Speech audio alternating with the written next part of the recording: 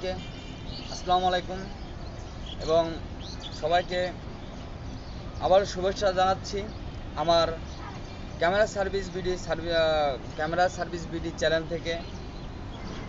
আজকে আমি আপনাদেরকে নতুন কিছু নয়, আর যে জিনিসটা বলতে আসছি সেটা হচ্ছে কালকে আমি আপনাদেরকে বলছি যেটা যারা অ্যামেচার নতুন তাদের জন্য আমি কিছু জিনিস নিয়ে আসছি। সেটা হচ্ছে ক্যামেরা বিষয় নিয়ে। যারা নতুন ক্যামেরা কিনতে যাচ্ছেন, তারা ক্যামেরা সম্বন্ধে অনেক কিছুই জানেন না, তাদের জন্য কালকে আমি বলছি শাটার স্পিড, অ্যাপারচার, আইএসও সম্বন্ধে আপনাদেরকে কিছু ধারণা দেওয়ার জন্য। হ্যাঁ, আজকে আমি আপনাদেরকে সেই জিনিসগুলো নিয়ে আসছি। তার আগে একটা কথা বলে রাখি, নিয়মিত যারা আমার চ্যানেলে সাবস্ক্রাইবার করছেন তাদেরকে জানাই অশেষ ধন্যবাদ। পাশাপাশি যারা করেননি তারা অবশ্যই সাবস্ক্রাইবার করে নিন, কারণ প্রতিনিয়ত আমার যে ভিডিওগুলো আপলোড করব সেগুলো আপনারা সহজেই পাবেন, আপনাদের কাছে চলে যাবে এবং আপনাদেরকে দেখার জন্য খুব সুবিধার্থে আপনারা অবশ্যই সাবস্ক্রাইবার করবেন।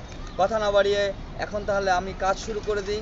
আপনাদেরকে যে বিষয়টা নিয়ে আলোচনা করতে আসছি সেই বিষয়টা নিয়ে আইএসও শাটার স্পিড। হাই বন্ধুরা, তাহলে অবশেষে চলে আসলাম আপনাদের মাঝে আইএসও শাটার স্পিড অ্যাপারচার নিয়ে। আমরা ক্যামেরা সম্বন্ধে আসলে সবারই কম বেশি একটু হলেও ধারণা আছে, তারপরেও না বলে নয়, হয়তোবা আমার কোথাও ভুল ত্রুটি হলে অবশ্যই আপনারা ক্ষমা করে দেবেন, ঠিক আছে? আমি কিন্তু বেশি ভালো জানি না, আপনাদের মতোই অ্যামেচার, তারপর চেষ্টা করতেছি কিছু শেখার জন্য, কিছু জানানোর জন্য, কিংবা কিছু নিজে জানার চেষ্টা করতেছি। তারপর আপনাদেরকে বলে রাখি, আজকে বিষয়টা হচ্ছে না আইএসও শাটার স্পিড অ্যাপারচার। যারা অ্যামেচার তাদেরকে বলি, দেখবেন আপনারা এম মোডে নিয়ে গেলে এম মোডে যখন ক্যামেরাটা নিচ্ছেন তখন আপনার শাটার স্পিড, অর্থাৎ প্রথম যে ধাক্কাটা আছে আপনার এখানে দেখবেন আপনার ব্লু একটা শাটারের প্রথম লেখা আছে, আপনি এই আপনার হুইলটা নাড়েন, তখন নাড়লে আপনার একটা 3 পয়েন্ট 2 পয়েন্ট বিভিন্নভাবে কথা লেখা আসবে, সেটা আপনি প্রথমে ব্লুতে নেন। তারপরে এখানে এবি একটা অপশন আছে, এবি লেখা, সেই বাটনটা চাপ দিলে দেখেন ওইটা চলে আসবে, এখানে একটা সংকেত চলে আসবে। সংকেত সেখানে আপনার লেন্সটা কিসে আছে তার উপর ডিপেন্ড করবে। লেন্সটা যদি আপনার 3.5-এ থাকে সেখান থেকে শুরু হবে।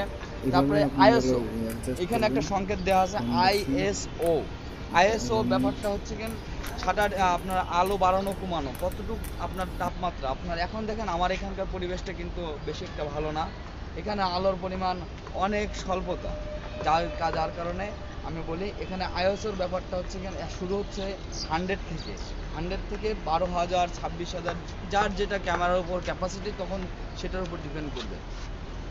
আর 3টা জিনিস কিভাবে আপনি ঠিক করবেন, আপনার দেখেন আপনার ব্লু লেখা আছে যেখানে, সেইটাতে আপনি যান, যার পর আপনি শাটার স্পিডটা বাড়াতে থাকেন।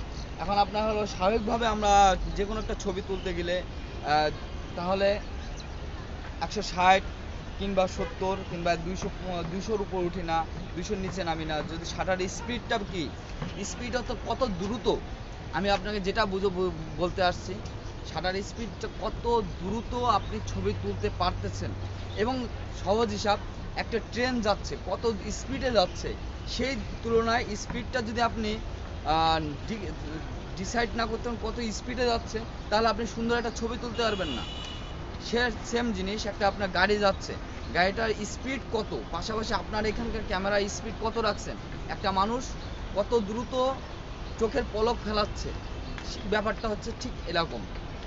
আর অ্যাপারচার মোডটা হচ্ছে আপনি আপনার আর চোখটা দেখেন, আমার চোখের দিকে তাকান, চোখটা যত ছোট করতেছেন আপনি কম দেখতেছেন, যত চোখটা বড় করতেছেন তত আপনি বেশি দেখতেছেন, চোখটা যত ছোট করতেছেন তত কম দেখতেছেন, চোখটা যত বড় করতেছেন তত বেশি দেখতেছেন। ঠিক অ্যাপারচার মোডটার হলো কাজ হচ্ছে এই চোখটা ছোট হচ্ছে বড় হচ্ছে, আপনি কতটুক অ্যাঙ্গেলের পাশাপাশি কতটুকু অ্যাপারচার মোডে আপনি এটা বড় করতে যাচ্ছেন, কতটুকু ছোট মোডে আপনি নিতে যাচ্ছেন, বিষয়টা হচ্ছে আইএসওর ব্যাপারটা হচ্ছে আলো বাড়ানো কমানো। এখানকার আবহাওয়াটা দেখেন একটু অন্ধকার টাইপের, সেখানে তাহলে আমাকে অবশ্যই আলোটা একটু বাড়ায় নিতে হবে। এই 3টা জিনিস অ্যাডজাস্ট করে একটা সুন্দর ছবি আপনি পাইতে পারেন।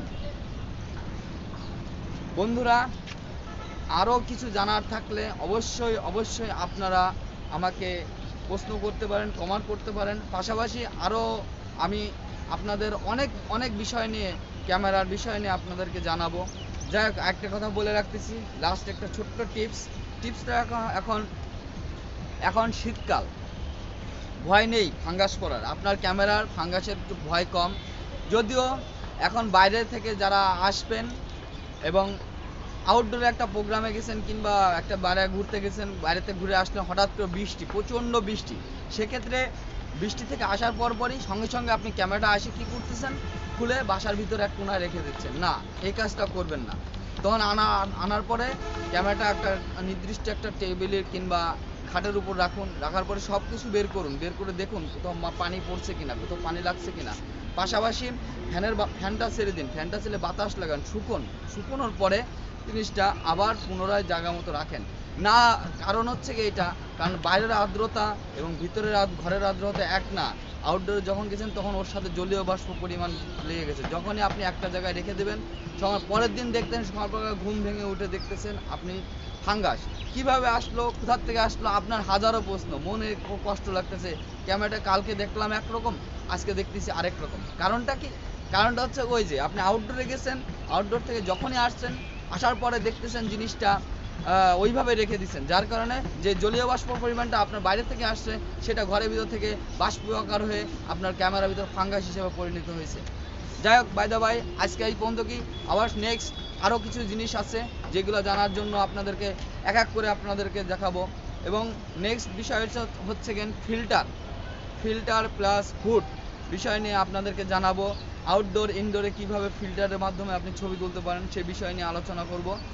আর আরও আনুষঙ্গিক সব বক্স, লাইট, ফ্ল্যাশ লাইট, অনেক কিছু, টিগার, অনেকে আপনার কন্টেস্ট ছবি তুলতে চায় না, কিভাবে কি করতে চায়, বিস্তারিত নিয়ে আপনাদেরকে এক এক করার পর এক আপনাকে আমি জানাবো। আজকে এই পর্যন্ত। কি সবাই ভালো থাকবেন, সুস্থ থাকবেন এবং নিজের যে ক্যামেরাটা নিচ্ছেন সেটাকে সুস্থ রাখবেন।